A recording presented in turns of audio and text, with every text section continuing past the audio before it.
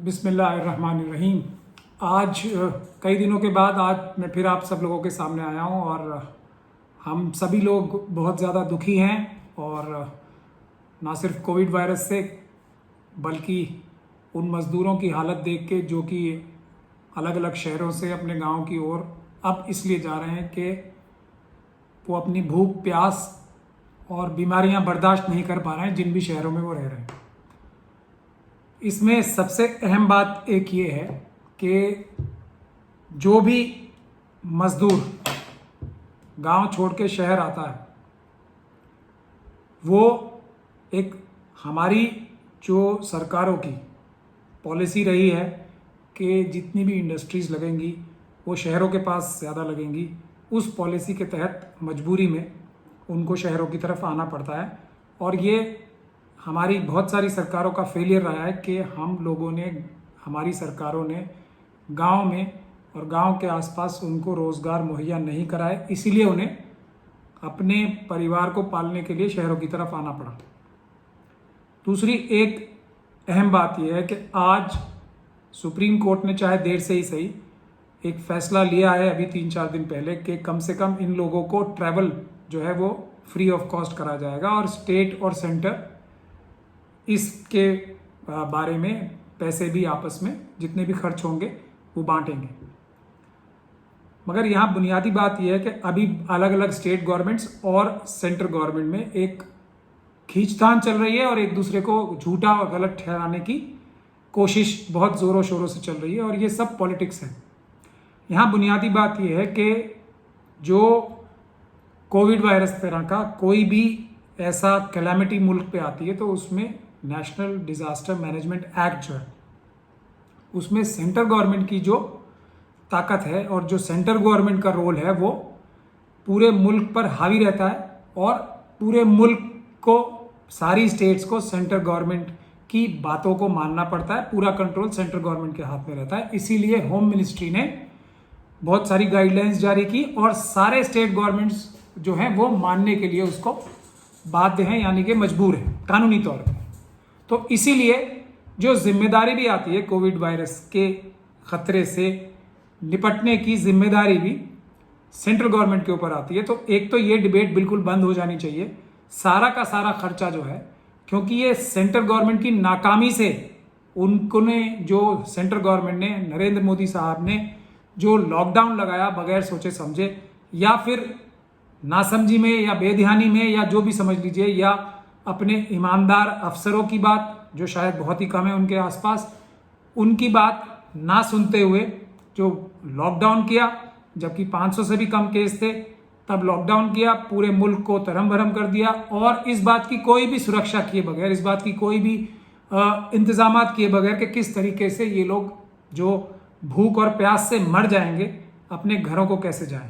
अगर ये तभी पहले वापस भेज दिए जाते तो, क्योंकि शहरों में भी तब उतनी बीमारियां नहीं बढ़ी थी, तो ये लोग गांव में जाते तो वहां कम से कम बीमारी नहीं फैलाते और इन्हें भूख प्यास से भी इतना ना तड़पते।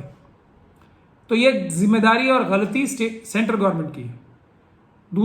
दूसरे हालात में भी सेंट्रल गवर्नमेंट ने यह कहा है कि अभी 20 लाख करोड़ का हम एक पैकेज दे रहे हैं पूरे मुल्क को Covid virus guideline, Covid virus की वजह से। ये एक ऐसा एक नया पैंतरा मोदी साहब ने जो खेला है पूरे देश की जनता को बेवकूफ़ बनाने के लिए, वो एक और चीज़ है। तो वो भी लेकिन इस बात को साफ करता है, वाजे करता है कि सेंट्रल गवर्नमेंट की ही जिम्मेदारी है कोविड वायरस का जो ये खतरा मुल्क पे आया उसको निपटने की।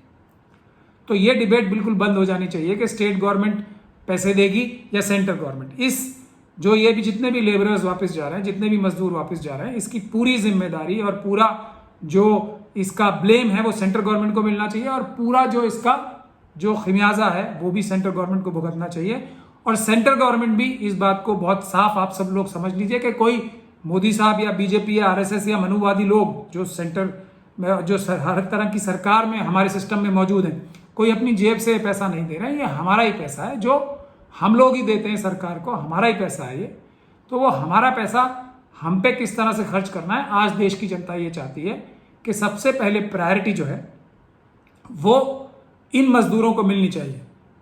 और बहुत सारी पॉलिटिकल पार्टीज ने ये बात भी बार बार पूछी है सरकार से भी कि आपने अपने जो इंडस्ट्रियलिस्ट दोस्त हैं वो पिछले 5 या 6 साल में, आज मोदी सरकार का 1 साल पूरा हो गया, पिछले 6 साल में आपने कितने लोन माफ किए हैं, कितने जो आपके जो बड़े बड़े मनुवादी बिजनेसमैन आपके दोस्त हैं, जो आपके खुद आपकी सरकार का अभिन्न हिस्सा हैं, आपकी मेंटालिटी का, आपकी सोच का अभिन्न हिस्सा है, उनको कितने लाख करोड़ के लोन माफ किए गए। तो वो 8 लाख, 10 लाख या 6.5 लाख इस तरह के आंकड़े सामने आते जा रहे हैं।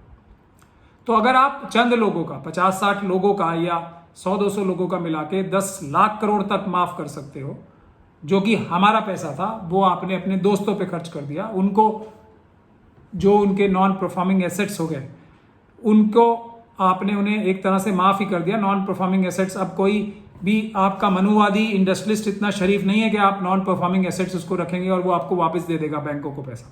तो ये बात साफ हो गई कि आपने लाखों करोड़ रुपए अपने इंडस्ट्रियलिस्ट दोस्तों को, जो मनुवादी हैं, उन लोगों को आपने माफ कर दिए। ये सब भी हमारा पैसा था। तो उसी तरीके से आज जो देश की जनता है, जो अंबेडकरवादी हैं सारे देश के, जो जिसमें ना सिर्फ SC ST OBC बल्कि देश के गरीब आदमी भी, और देश के जो गरीब आदमी हैं, मजदूर हैं, वो भी सब अंबेडकरवादी ही होते हैं। तो उस सूरत में हम सब लोग ये कहना चाहते हैं सभी पॉलिटिकल पार्टी से कि सिर्फ सरकार की कमियां ना जताए सिर्फ वो सरकार की कमियां उजागर ना करे। हालांकि ये एक अच्छा काम है, सरकार की कमियां जाहिर करनी चाहिए, साथ के साथ डिमांड्स भी रखे ऐसी जो कि सरकार को मजबूर होके या सरकार को मजबूर करने के लिए आप ऐसे एजिटेशंस भी चलाएं। और मेरी एक तजवीज़ है जिसके लिए हम खुद एजिटेशन चलाएंगे, लेकिन मैं सारी पॉलिटिकल पार्टी से, सोशल ऑर्गेनाइजेशन से, खास तौर पे सभी अंबेडकरवादियों से ये गुजारिश करता हूं कि अब हमें इस सरकार से एक महत्वपूर्ण डिमांड ये रखनी है कि जितने भी परिवार हैं, जो मजदूर हैं, जो कि प्रवासी मजदूर हैं, जिनको अभी वापस जाना पड़ रहा है इस सेंट्रल गवर्नमेंट की बेवकूफियों की वजह से अगर कहा जाए, तो उन सभी परिवारों को 1 लाख पर परिवार सरकार को देना चाहिए। ये उस पैसे से कहीं ज्यादा कम होगा जो सरकार इंडस्ट्रियलिस्ट लोगों को फ्री में लोन देना चाहती है, जिसकी गारंटर भी सरकार बनेगी। अभी 20 लाख करोड़ का जो एक पैकेज अनाउंस हुआ है, उसमें एक प्रोविजन ये भी है कि जितने भी छोटे और बड़े मीडियम साइज के जो उद्योग हैं, उसमें अब लोन जो लेगा वो सरकार उसकी जामिन या जिम्मेदार बनेगी, या उसकी गवाही या उसकी जो कोलेट्रल है वो सरकार दे। तो उसी तरीके से हम ये नहीं कह रहे कि आप वो ना करें, लेकिन 1-1 लाख रुपए हर एक परिवार को, जो भी अभी परिवार यहां से माइग्रेट करके जा रहा है, उसको सभी को 1-1 लाख रुपए मिलना चाहिए। इससे ज्यादा 2 लाख करोड़ का खर्चा आएगा, जो कैलकुलेशंस मोटा मोटा अभी मैंने किए हैं। और ये 2 लाख करोड़ कोई भी ऐसी बड़ी रकम नहीं है। आपने 10 लाख करोड़ अपने मनुवादी इंडस्ट्रियलिस्ट दोस्तों को माफ कर दिया है, या उनको चोरी करने की इजाजत दी है दूसरी तरफ देखकर, अपनी आंखें मूंद कर। तो इसमें कोई भी गलत बात नहीं है। तो इसीलिए मैं सब पॉलिटिकल पार्टी से भी, सभी सोशल ऑर्गेनाइजेशंस और सभी अंबेडकरवादियों से यह गुजारिश कर रहा हूं कि इसकी मांग सरकार के सामने रखें। सिर्फ सरकार की कमियां न गिनाएं, बल्कि अपने जो कमजोर तबके के लोग हैं, जो वीकर सेक्शन है सोसाइटी के, उसकी मदद करने के लिए भी कोई सॉलिड एक अनाउंसमेंट या एक सॉलिड सुझाव या एक सॉलिड दबाव भी सरकार पे बनाना चाहिए। दूसरा, जितने भी लोगों की मृत्यु होती है उसमें हर एक के परिवार को 1 करोड़ रुपए कम से कम सरकार को देने चाहिए। जितने भी ये हमारे जो प्रवासी मजदूर हैं, जो अभी इतनी दूर पैदल चल के जा रहे हैं, किसी की भी मृत्यु होती है तो उसको 1-1 करोड़ रुपए मिनिमम देना चाहिए। अगर ऐसा नहीं होगा तो हम लोगों को मजबूर होना पड़ेगा एक एजिटेशन लॉन्च करने के लिए। और हम लोग जैसे कोविड वायरस की गाइडलाइन, ये जो कोविड वायरस लॉकडाउन खत्म होता है, वैसे भी CA NRC और संविधान बचाने के लिए, रिजर्वेशन बचाने के लिए एक बड़ा पब्लिक एजिटेशन या मूवमेंट पीसफुल पूरे देश में छेड़ने वाले हैं। और अब हम साथ के साथ उसमें अपनी ये भी एक डिमांड रखेंगे कि 1-1 लाख रुपए पर परिवार, जो भी हमारे मजदूर अभी ये अपने घरों में वापस गए, उनको दिया जाए। क्योंकि अभी वो अपने घर गए, वहां भी उनको कुछ भी इनकम का जरिया नहीं होगा इमीडिएटली, वहां उनको खाने पीने की भी दिक्कत होगी। तो ये 1 लाख जो मिलेगा, इससे उनका कुछ महीने का या कुछ टाइम का जो वक्त है गुजर जाएगा, आराम से उनको सहूलियत रहेगी। और 1-1 करोड़ रुपए भी जिन लोगों की मृत्यु हो गई, उन सब परिवारों को भी 1-1 करोड़ रुपए दें। तो ये एक हमारी मांग के साथ एक एजिटेशन शुरू होगा ही जैसे ही लॉकडाउन खत्म होता है उसके तुरंत बाद। लेकिन मैं सभी पॉलिटिकल पार्टियों से ये गुजारिश करना चाहता हूं कि ये अपना एजेंडे में टॉप प्रायोरिटी पे रखें। अगर वो ऐसा नहीं करेंगे तो फिर ये जबानी जमा खर्ची रहेगी मोदी सरकार की क्रिटिसिज्म करनी। ये सरकार को मजबूर कर किया जाए डेमोक्रेटिक तरीके से, ऑफ कोर्स पीसफुल तरीके से, और सारी पॉलिटिकल पार्टीज को ये दबाव मोदी सरकार पे बनाना चाहिए। नहीं तो हम लोग तो एजिटेशन लॉन्च कर ही रहे हैं इस बार। दूसरी बात, एक मैं सलाह मोदी साहब के जो फॉलोअर्स हैं उनको भी देना चाहता हूं, और वो ध्यान से मेरी बात सुने कि आज मुल्क में, देश में ऐसे हालात हो गए हैं कि जो मोदी साहब के फॉलोअर्स हैं, जो अंधभक्त हैं, उनकी बात नहीं कर रहा हूं मैं, वो तो खैर बिल्कुल ही गलत सही में उनके साथ ही रहेंगे, लेकिन जो दूसरे लोग हैं जो फॉलो करते हैं उनको, जो उनको लाइक करते हैं, यदि वो भारत देश को मोदी साहब से ऊपर समझते हैं तो उनका ये यकीनी फर्ज है कि वो मोदी साहब का क्रिटिसिज्म करना शुरू करें। क्योंकि मोदी साहब को और किसी भी व्यक्ति को ऐसा लगने लगेगा कि वो कोई भी काम करते हैं सब लोग उसकी, या सब लोग तो नहीं, हम लोग तो हमेशा ही उनका क्रिटिसिज्म करते हैं, और क्रिटिसिज्म डेमोक्रेसी में पॉजिटिवली ले कोई तो उसको फायदा होता है। मोदी साहब और उनकी सरकार, मनुवादी जो सरकार है, वो उसको पॉजिटिव नहीं लेती, उसका उन्हें नुकसान हो रहा है और उसका देश को भी नुकसान हो रहा है। मगर मैं उन लोगों से गुजारिश करना चाहता हूं कि वो अपनी आंखें खोलें, मोदी साहब को ये बताएं कि वो भी इंसान हैं, वो भी गलतियां कर सकते हैं, और वो एक के बाद एक गलतियां कर रहे हैं। इससे मोदी साहब का ही फायदा होगा एक तरह से देखा जाए, वरना जिस तरीके की वो गलतियां एक के बाद एक करते जा रहे हैं, कुछ समय बाद लोग उनसे बहुत ज्यादा नाराज होंगे, वो तो एक बात है, लेकिन देश का इतना नुकसान तब तक हो जाएगा कि शायद उसको ठीक करना बहुत मुश्किल होगा। बहुत सारी चीजें हैं जो हम बताते रहे हैं आपको, आज भी बता रहा हूं कि हमारे देश में दुनिया में सबसे जो बजट की परसेंटेज है हेल्थ पे सबसे कम है।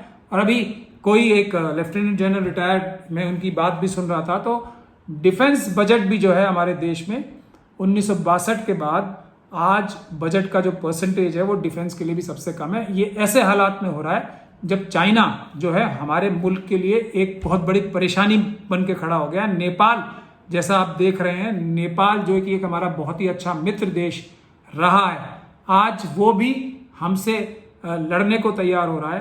तो ये सभी कमियां जो हैं ये प्रधानमंत्री की जिम्मेदारी होती है। जब आप लोग उनकी तारीफ ही करते जाते हैं, कुछ अच्छे काम आपको लगता है किए तो उसमें तारीफ भी कीजिए, लेकिन ये जो एक के बाद एक, जैसे लॉकडाउन का एक इतना बड़ा गलत फैसला था, चाइना को कंट्रोल ना कर पाना, चाइना इतनी आंखें दिखा रहा है, ये बहुत ही देश के लिए खराब बात है, जिसके लिए मैं सभी देशवासियों से भी गुजारिश कर रहा हूं कि आने वाला टाइम में अगर कोई खतरा देश पे आता है तो हम सब लोगों को उसके लिए भी तैयार रहना चाहिए कि हम अपने देश की हिफाजत कैसे कर सकें।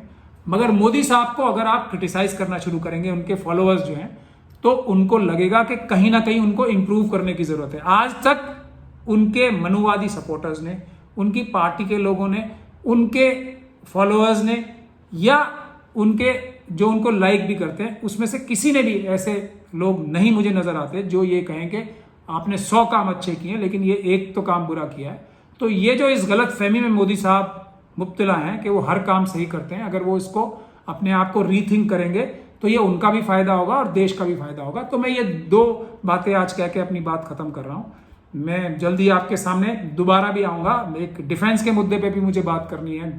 देश में क्या चल रहा है, जो चाइना के वजह से जो एक नए हालात पैदा हो गए, उसके बारे में मैं जल्दी अपनी एक दूसरी वीडियो जारी करूंगा। लेकिन आज मेरी 2 जो पॉइंट्स थे वो मेन ये हैं। एक तो 1-1 लाख रुपए हर एक, जो ये हमारा हर एक फैमिली को, जो कि ये लेबरर्स हमारे गए हैं वापस, उनको दिए जाएं, और 1-1 करोड़ रुपए जिन लोगों के इस ट्रैवल करने में मौत हो गई है उनको दिए जाएं सरकार से।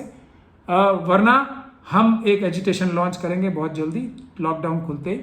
पॉलिटिकल पार्टी से भी मैंने गुजारिश की है। दूसरा, मोदी साहब के जो सपोर्टर्स हैं, जो उनके वेल विशर्स हैं, उनसे भी मैं गुजारिश कर रहा हूं कि उनको क्रिटिसाइज करना शुरू करें यदि आप देश को मोदी जी से ऊपर मानते हो। तो जय भीम साथियों, जय भीम, जय भारत। और हम सब लोग इस मुश्किल दौर में एक दूसरे की मदद करके इस मुश्किल दौर को जीतें, ताकि हम अपने देश को मजबूत कर सकें, एक दूसरे को मजबूत कर सकें और इस देश में न्याय की व्यवस्था कायम कर सकें। बहुत बहुत शुक्रिया।